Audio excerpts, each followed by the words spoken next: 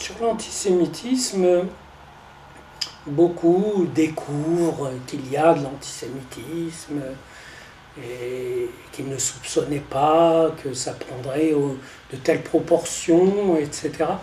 En réalité, ce que j'aimerais expliquer, c'est que la vindicte contre le peuple juif existe depuis qu'il y a le peuple juif, c'est-à-dire avant même le christianisme, avant l'islam.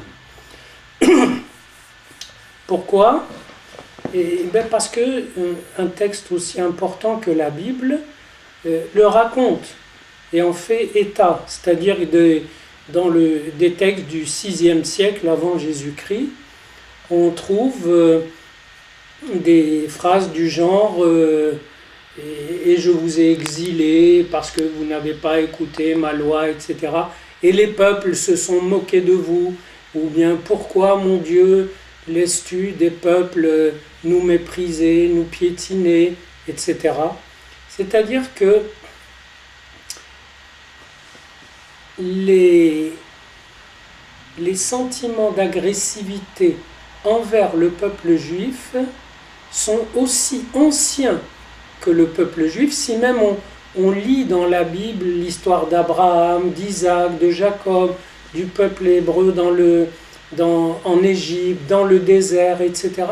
On voit constamment que l'espace ambiant et les peuples ambiants marquent une vraie hostilité. Et si on se demande pourquoi, la réponse est très simple. Voilà un peuple qui, dans son message fondateur, proclame qu'il est distingué par l'être, qu'il est aimé par l'être divin, qu'il est... ce qui peut paraître ridicule, mais c'est une façon toute simple de poser un départ dans la vie, de dire la vie nous aime. Voilà, on sent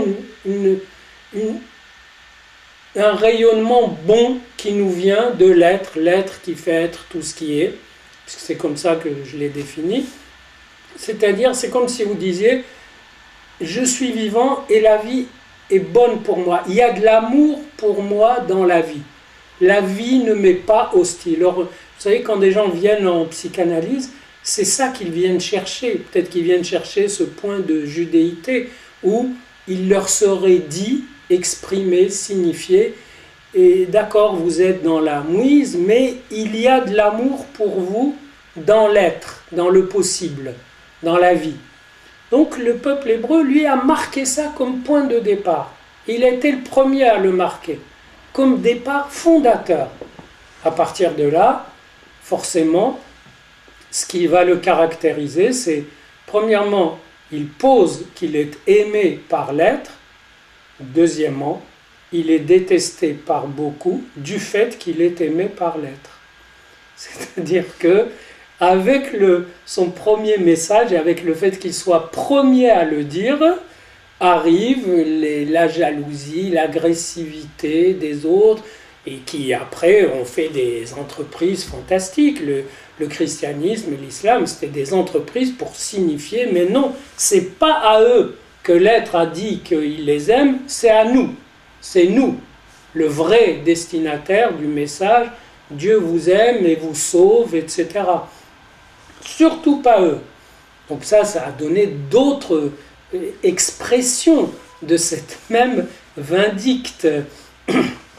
Après, il y a des formes plus laïques, mais qui reviennent toujours au même, c'est-à-dire des formes où on dit, mais qu'est-ce que c'est que cette identité qui est bancale, etc., qui perturbe les bonnes règles standards, etc., qui est singulière, parce que ça crée une identité singulière, mais singulièrement universelle, puisque son message, c'est dire l'être nous aime, c'est un message que tout un chacun peut se dire, et à charge pour lui de le soutenir, c'est-à-dire de le soutenir, de se le transmettre, de le soutenir collectivement.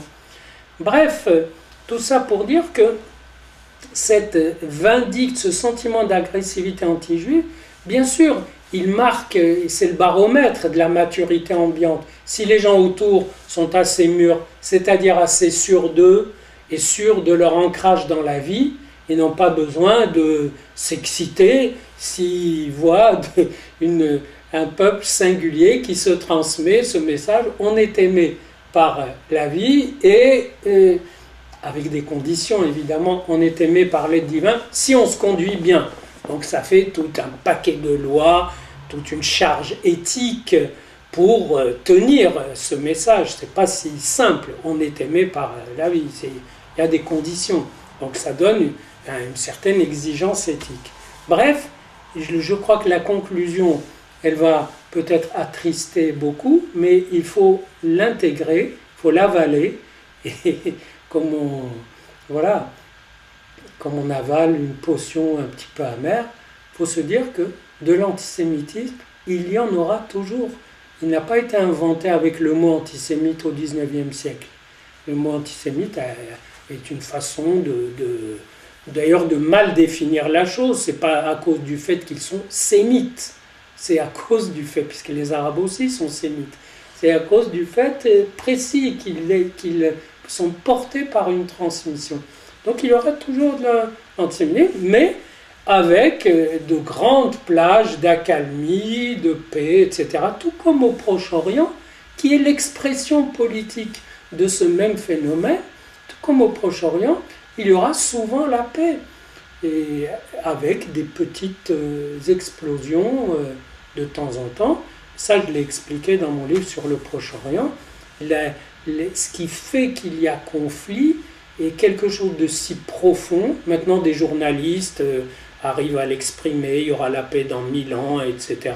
Mais c'est une façon de dire que la paix définitive n'est qu'un fantasme, tout comme l'absence totale d'antisémitisme, l'absence totale d'agressivité pour ce message fantastique qu'a lancé ce peuple hébreu, cette absence totale d'agressivité, c'est un fantasme.